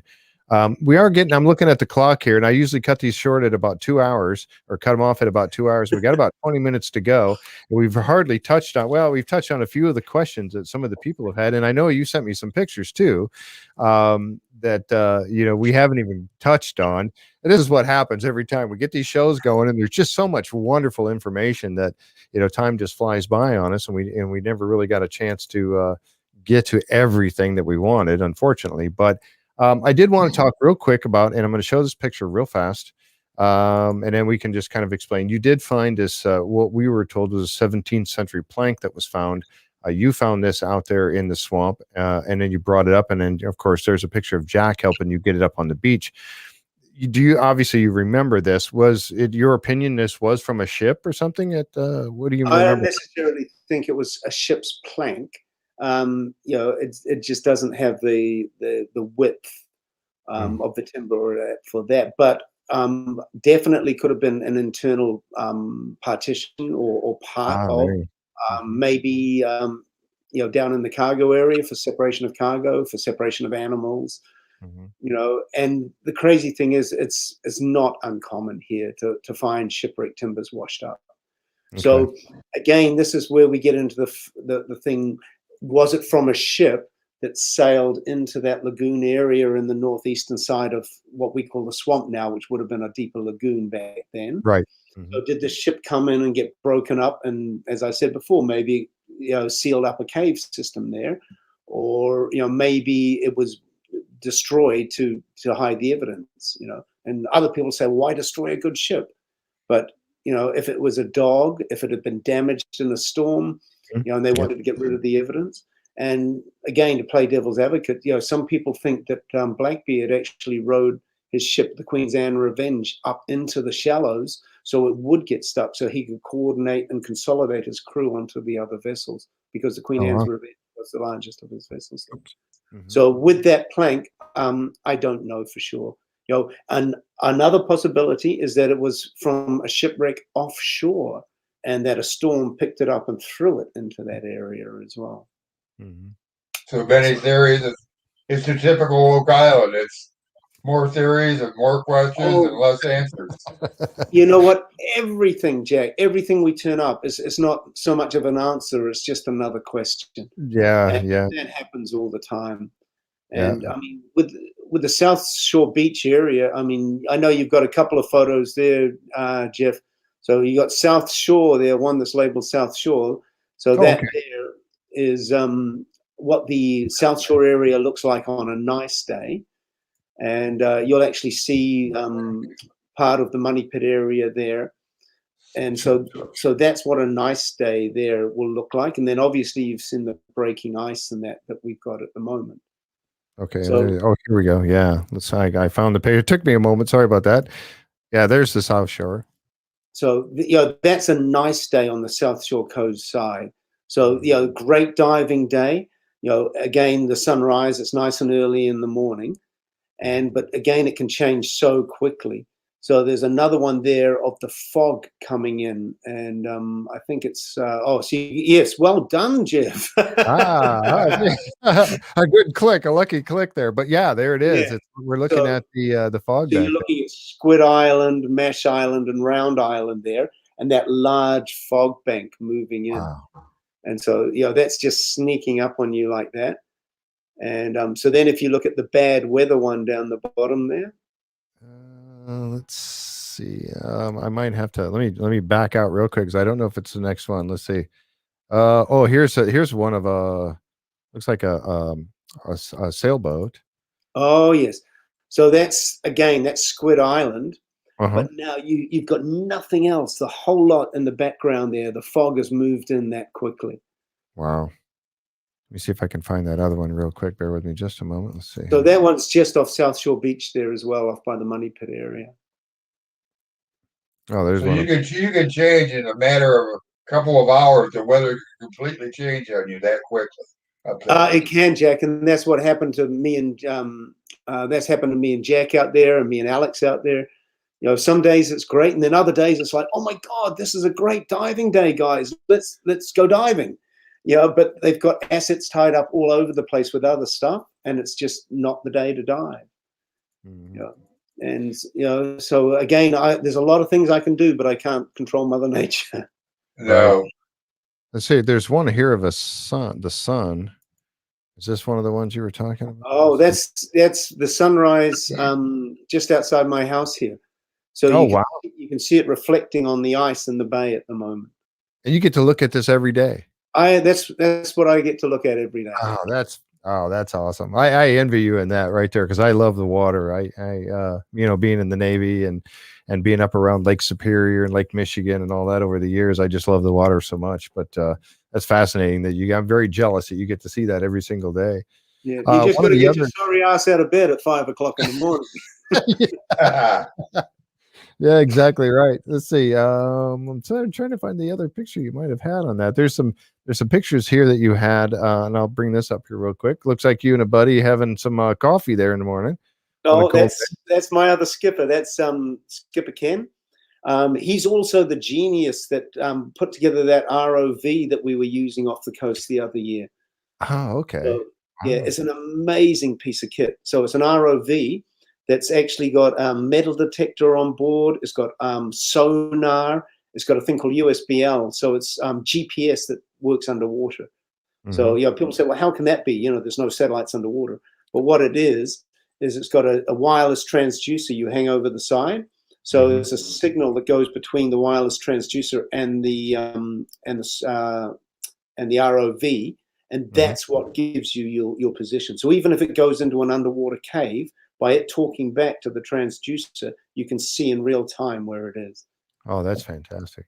Yeah, so he's an absolute genius. He's a great guy, and so he's my other skipper. He's one of my preferred dive buddies. He's awesome. He really is. And then here you are finding. It looks like you're finding a treasure here somewhere. Oh my God! You weren't meant to show that one. That's the Oak Island treasure found. And he was a pirate. Look at, I mean, you guys, And it was a pirate chest too. Where are you at? Where's this at? Oh, that's If you could tell us without having to kill us for telling us the well, secret. you know what? No, maybe I shouldn't. Maybe I'll wait until you come up for that one. That's Okay, fantastic. we could do that. Yeah.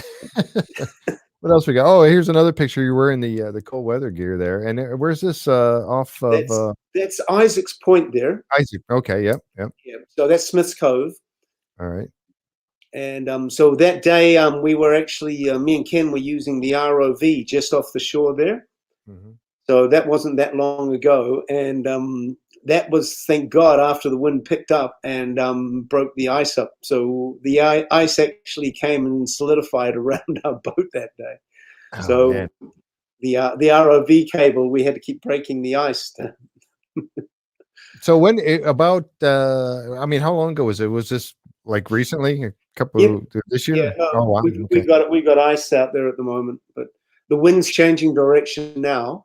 So I'm guessing by later on this afternoon, this evening, the ice in the bay will break up. And we had a storm here a couple of years ago, an easterly that broke the ice in the bay up and threw a piece the size of the car at my wharf and snapped an 8x8 timber like it was a toothpick, like that. Really? Wow. Wow. Oh, here's another picture of this. You've again, you're having some. I don't know. Is that a hot toddy you're having there, or maybe just a cup of tea? Oh yeah, you got the hat. I love the hat. You know, that's a great hat you're wearing there to keep warm in. But that's fantastic. So this must have been on that same day when you were working with the ROV, I assume. Yeah. Well, as my friends, you see, when I moved to Nova Scotia, a lot of them said, "Nova Scotia, wear the fox hat." So that's the fox hat. Oh, that's hilarious. I love that. And then Walter. Yes, it's Walter. So you were able to spend some time with Walter around there, eh? Yes, that was Doug Kroll was out that day, and that was something like you said before about the sharks. So I was doing a dive, and you might see something I've marked just behind my head there with a buoy and a flag on it. Oh yeah, I see it right here. It is, yep, right there. Yep. And so Doug thought he'd play a bit of a trick and threw Walter in with the shark's fin on his head. That was hilarious. You know, that helped us so much get through the winter months, is looking at the pictures that Doug was putting up of Walter going around and seeing the different things. That just shows the kind of character he is. It was hilarious. And we were hoping to see Walter come back off season. I guess it'll have to be off season when you guys will be filming again once the show is done this year. But so that was really fun. And what's this one here? You got to tell us about this picture here. That's the naming of one of my charter boats. That's Bayside Belle. All my boats are something Belle. So we got Island Belle, Bayside Belle, Ocean Belle. And so when you name a boat, you've got to christen it. So right. So we have a big christening ceremony at the Oak Island Resort, like you were talking about before, Jeff. Yes. So the Oak Island Resort is a marvelous place to base yourself of if you're coming up this way. So we're so fortunate to have that, and the many, many beautiful B&Bs around the Mahone Bay area as well. Yeah, this is neat. I love the shorts, and then the suit, coat, and tie up on top. Yeah, that's and this is exactly how I would imagine to see you do this. Just knowing you from the show and talking to you, this is exactly what I would expect to see. and those got to be, these are the boats that you're taking the tours in. I mean, that's pretty luxury right there. A lot of luxury in those nice couches and everything. That's They're top very, one. very comfortable. So it looks like a pontoon boat, Jeff, but it's actually not. It's a tritoon. So they're like ocean-going pontoons. Oh wow! So it has three sections underneath. Correct. Yeah. Okay. And it's got instead of like a pontoon boat might have a 40 horse. This has got 150. Oh, nice! So it can get up and move a little bit. Yeah. So you can actually water ski behind this thing. Oh, so really? A completely different creature to a pontoon boat, and so but it's got the stability and the safety, to carry passengers on the ocean. So you can literally have water flowing right across the decks here, and it's perfectly okay. Wow, that's fascinating. Yeah, so super stable, super comfortable. Yep, and that's the way to go. I mean, can I ask how many do you have in your fleet right now? Well, I did have a lot more. Obviously, COVID hammered that down. So I have 3 boats at the moment, and depending on what this year looks like, I may end up with 2. But if things open up, I might end up with 4 or 5. I don't know. It's the crystal ball was. What is your status right now, Tony, up there with COVID? Yeah, how's things looking with COVID right now? We were really good. We were having like 1 new case a day. And so there's our snow at the Oak Island Resort with Oak Island in the distance. So you got Oak Island looking out over Oak Island. So this is Oak Island over here? No, that's actually Frog Island. That's behind the trees. Exactly, Jeff. So that's Oak Island there.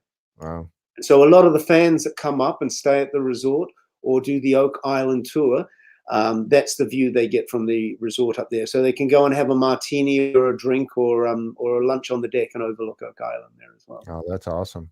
And it's called the Oak Island Resort. And I believe that's the website for that is oakislandresort.com, is it not? Oak Island Resort and Conference Center, yeah. In Conference Center, yeah. So if anybody's interested in that, look that up. And we certainly hope that things open up this year and that you are able to do that. And you and I, we've chatted back and forth and talking about this. I would love very much to, and I will at some point, if it's not this season, it's going to be next year or when things get around to opening up again, to come up and do a boat tour. I'd almost rather do that than I would yes, I would like to go on an island too and walk around in the island, but those are really hard to get. And I would imagine that when things are happening pretty well for you, that, probably booking one of your tours is probably hard to do as well. Just because they would fill up so quickly.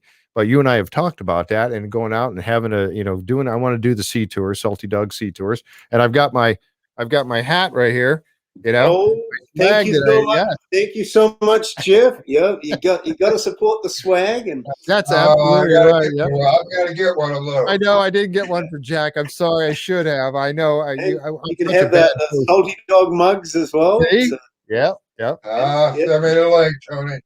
So if you go to my website, saltydogtours.com, and then click on the merch button, you can actually dress yourself in Salty Dog attire as well. Yes. So that's me and my co-skipper. That's co-skipper Izzy. So she co-narrates with me. That's my daughter. So quite often she'll come out on the boat, and she loves treasure hunting, and she knows all about the history and the mystery of Oak Island. And so what's great there is my guests that come up that have kids of their own, they actually learn about the mystery and the history and the history of Nova Scotia and the shipwrecks through another child's eyes as well. Wow. See, now that's so cool. Another set of eyes. Yeah, exactly. And she's going to end up being, taken over of just being your like you said, your first mate. That's awesome. Now, is she interested in, would she like to get into diving as well sometime? She certainly would. Yep. She hasn't dove yet using dive gear, but we were actually snorkeling down the Dominican, and she actually got to snorkel down with me and go down and get it right up and close and personal to a shark. Oh my goodness. When COVID broke out, we were actually on the Great Barrier Reef. So she was actually snorkeling with me offshore on Milne Reef. So we had the sharks and the rays and all that around us. Wow. I mean, what an opportunity for her. I mean, obviously, you and I talked about what a gig to have, and things are, and again, I hope that this ride for you continues on for as long as you want it. But what a great ride for you, but also for her to be able to grow up in this atmosphere and be able to experience this with you. That's got to be fascinating for you, and just feel so, proud to be able and have her be interested in it as well. I mean, what more could you ask for, right? Oh, honestly, Jeff, you're so true. And what happened the other day, it was amazing, was my buddy Bill Smith, my mate that knows all the Peter Easton history. He came around and was talking about some china from the bottom of the ocean from the 1850s. And before he mentioned the date, he showed the picture, and Izzy's like, "Oh, by the dress of the women, I think that's around this 1870s," which blew him away. And he's like, "Wow, oh, I don't know a kid that knows that sort of stuff." See, you're teaching her right there. Yes. And for her to have a mind for history, I mean, that's just wow. Yeah, she's a sponge for history. She can name all the kings and queens of England. Really? Yep, all the way back to 1066. Wow. Now, you being from England, has she been over there yet? Have you taken? No, that, again, cruel twist of fate. That's where we were meant to be now. Oh, okay. Yeah. It's just things will get better one day, and Yeah, they will. and we'll all be traveling again. And the beauty of it is that my crazy summers are 7 days a week, so she gets to hang out with me on the boat. Oh, But that's cool. when the season's done, then that's our time to play. Right. Right. And I kind of wondered about that too, with when you're starting and hopefully COVID allowing, you guys will be firing up here just in not too long, not only with your business Salty Dog Sea Tours, but also on things happening on Oak Island. And so I kind of wondered for you, I wondered to myself, I said, well, how does he, you want to take people out on tours, and you have other skippers that can do that, take people out on tours, but I'm sure you really like doing that as well. So you can talk to people and meet people and take them around as yourself. That balance between, oh, we need you on the island today. Oh, you don't need me today. I can work on, sea tours a little bit. It's got to pull you back and forth quite a bit, I would imagine. Yeah, we try and plan very, very well. Mm-hmm. And we look at the weather windows, what we want to do, what the tide's going to be doing at the time. So we know, the year in advance, when it's going to be high tide here or low tide. Right. And if we've had a week of a certain wind pattern or weather pattern, it's like, okay, that's going to be a good week, that we could be looking at doing something there. And it's the same as when we had the cofferdam at Smith's Cove, Mm-hmm. the silt screen that was around the cofferdam. So everybody looked at the cofferdam, but they don't realize to do that like you said before, Jeff, the permitting process, we had to have a silt screen on the outside of that. Mm-hmm. Yep. And that was just a nightmare, because every time we had a storm, a hurricane, or a northerly wind, it was just getting pounded. Yep. So, I was literally had my running around with my fingers crossed going, please, no northerlies. Yeah. How close do you get to the island when you're on your cruise? I saw a video where Charles came out talking to you. It looked like you could just reach out and touch each other. We go right up to the island, Jack. And in fact, one of the most marvelous things, and again, it just speaks to the friendship and the camaraderie. I pulled up to Smith's Cove, the South Shore Cove side, and I had a couple of military friends on board, and I had another young couple from Ottawa. And I hear this, Tony, and I'm looking around, I can't see anything. And then all of a sudden, I see this black thing bobbing in the water, and it was Marty's head. And Marty was out for a swim. So he swam out to the boat and got on board and just sat there and started talking to the team, to the group I had on board. Man, that's fascinating. How lucky would that be? I brought this one up on our show on Wednesday night. I do a recap show on Wednesday nights of the show that's on Tuesday night. We recap it on Wednesday night. And of course, this week they had the drilling down with Maddie Blake again.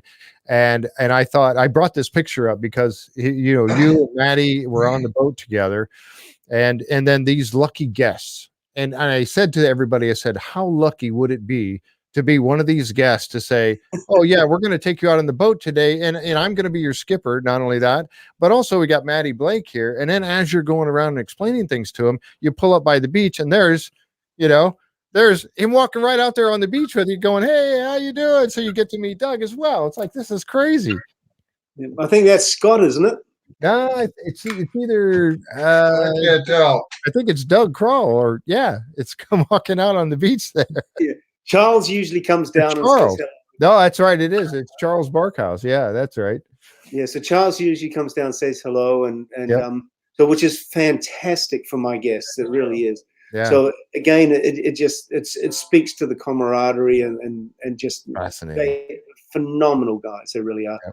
But again, you can see exactly what you said, Jeff. What a fantastic experience that was for the day I had Maddie on the boat there as well. Yeah. And how lucky. And the same as when Gary's been on the boat and Jack's been on the boat. People get so excited. Yeah. And all of us would. And that's something that we're right at 2 hours now, so we're going to go ahead and wrap it up. But again, that would be the pinnacle for me. I had planned to take Mom out to the island, a year ago. Basically, we were going to get tickets for that, and that didn't happen. And then everything else going on. So hopefully I can get out there. And I've told our members, I said, I put this word out. I've said it probably too many times now on the air, but I said, hey, let's get a group together. If we have a travel agent in our membership out here, let's get that travel agent, start working some deals. When things open up, we'll take a big group of us over to get Salty Dog Sea Tours. We'll all take a tour, and then we'll all head over to the Mug and Anchor afterwards. We're going to have a pint, and I told you I'd buy you a pint. The first round's on me. I told everybody that shows up, I said, well, I'll buy the first round. You got to get there on your own. I'm not paying for your trip, but you got to get there on your own. Well, we'll go out on the boat. We'll spend a day out with Tony on the boat. Go over to the Mug and Anchor. We'll have a pint over there, and we'll just have a wonderful time. And so, and many people say, "I'd love to go." Oh, well, there's actually a thing. That's actually a trip I offer as well, Jeff. So we leave the resort on the boat. Mm-hmm. We go around Oak Island. We talk about the mystery and the history and the treasure and artifacts. And then we cruise between the other islands and Mahone Bay and end up at the Mug and Anchor pub. See, that's the one I want. That's the one you want. That's the one I want. Yeah. I don't care. You know, like I said, I can't pay for everybody else, but I'm paying for me. And we I'd love to, Jack and Linda, if we can get everybody to go. That's phenomenal to be able to come out there and actually meet you in person. But man, this has been fantastic. I did have one last picture that I wanted to show before we go, but I tell you, this has been phenomenal to be able to have you here with us today, Tony. And what a treat for us. I'm so honored that you would take your time out of your day today like this. It is an honor. It is, and to come on and speak with us and let us know some of your history. And I know the fans, there's so many comments. If you get a chance, and I ask this of everybody that we have on the show, if you get an opportunity, in your free time, I know you got dinner tonight with the family, and I got to get you out of here before you get in trouble. But to go back at some point and look over, there's been so much chat go by. If you get an opportunity to kind of look and maybe answer some questions, people were answering questions that we weren't taking, but if you have that opportunity to let them, you know, maybe answer a few, that would be awesome. And they would love that of you to do that. But one last picture that I wanted to show, and this is one that, thanks to Deidre and Dustin. Yeah, and the mighty Tony Sampson, Lord of the Swamp and Sea, the trading cards. You are not only are you a world famous Jacques Cousteau type diver, going around and finding shipwrecks and things of that nature, but you're also the Lord of the Swamp and Seas right there. I'm telling you, that's just fantastic. We love you very much. Dustin and Deidre are amazing. They really are. Oh, they are. That's great. Yeah, it's good times. I tell you what, they are a lot of fun, and they're good friends of us in this group here, and we just love them to death. But I had to show that picture because I got a set of trading cards that were sent to me. I didn't win them. I tried to win them in their trivia show they do, and I didn't. I lose every time. There's another guy in there, Jeff. There's another Jeff that beats me every time. But anyway, I had to show this because I got these trading cards, and that was just wonderful. But again, Tony, I got to tell you, thank you so much for coming on here with us today. And again, honestly, my pleasure. You know, we'd love to have, at some point, we'd love to have you come back. I know you get super, super busy in the summer months. So maybe sometime when things start to lighten up for you a little bit, we could have you back on again down the road here, a few months down the road, and you can talk about some more things that were shown in season 8. Now that season 8 will be gone, we can cover that kind of stuff. But we certainly hope that you would love to, be able to come back with us. We'd love to have that happen. And the best of luck. And you never know. I mean, if I find the missing part of the Oak Island treasure that's in the ocean, then come and interview me in Bermuda, where I'll be sitting somewhere warm where there is no ice. Boy, I'll be there. Yeah, I tell you what, world famous, and then you found the treasure. What more could you ask for at that point, right? That's great. Well, thank you so much. And I got to say thank you to all of our members that have been here today. We had a lot of people that were watching. And then, of course, this stays recorded. It's broadcast onto Facebook, YouTube, and Twitch all at the same time. So it's out on all 3 of those platforms.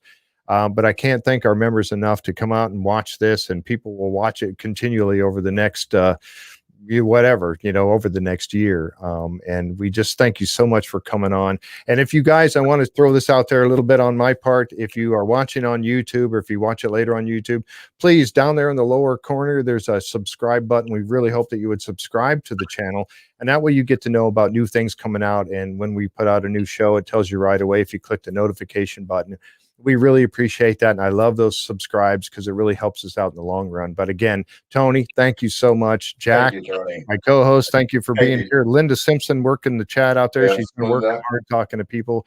But again, thank you so much, Tony. It's been fantastic. I loved having you here. Pleasure, and I hope to see you guys, God willing, up here later on in the season. I'm going to Look forward to it. All right. Thank you very much.